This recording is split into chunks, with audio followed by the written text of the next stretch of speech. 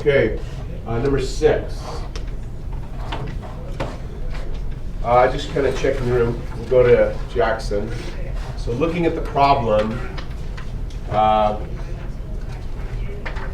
we have no picture to look at.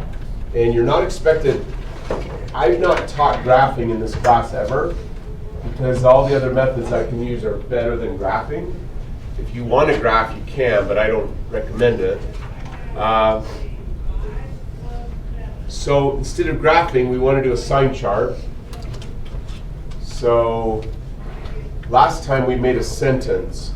We said this sentence is going to guide our work right here. That f will have a relative max whenever f prime is changing from positive to negative. Jackson, can you think of a sentence that would help guide our work for number 6?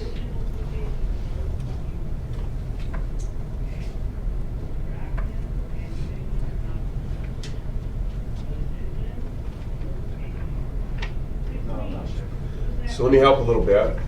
They're giving us the function f, and what are they asking us to figure out about f, Jackson? Perfect.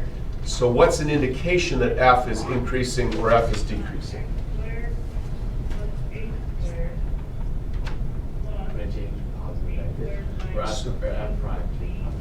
Yeah, so if we can figure out when f prime is positive, we'll know when f is increasing, or vice versa. So to me, 2 points for Jackson.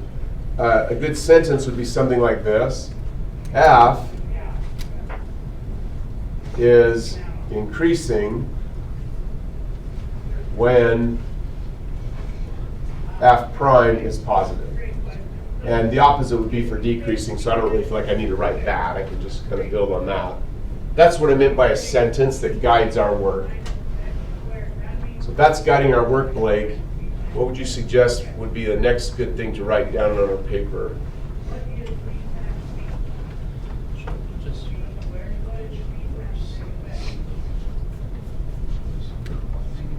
So we have f, and we could certainly write down f. 2 points for Blake. Knowing f, though, doesn't really help me much because I don't have a picture of f. And f prime has the advantage that I don't need a picture of f prime. I just need to know the signs of f prime. So MJ, what would you suggest we might write? Yeah, we should write down f prime. 2 points for MJ. We'll go to Peyton. What's the formula for f prime, Peyton?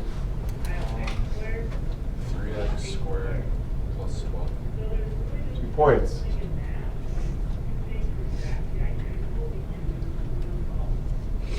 Questions about anything? Please, Nadia. So, I was just looking at it, so we're trying to find the zero for like switches, and it doesn't have a zero.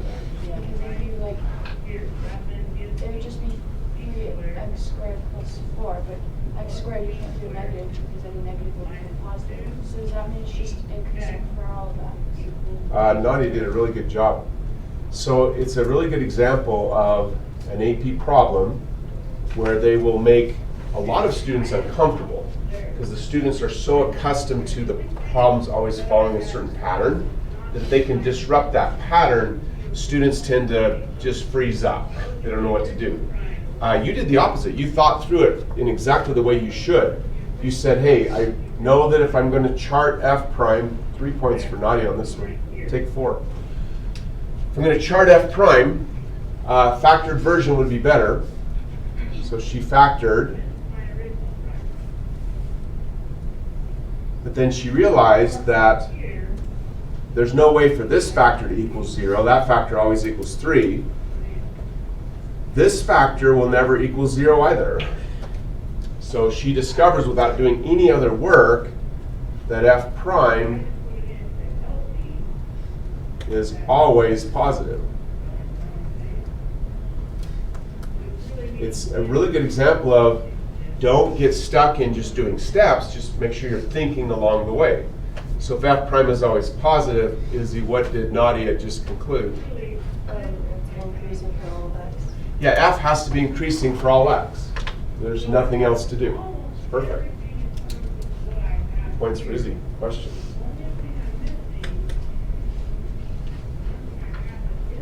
Cool. Next one.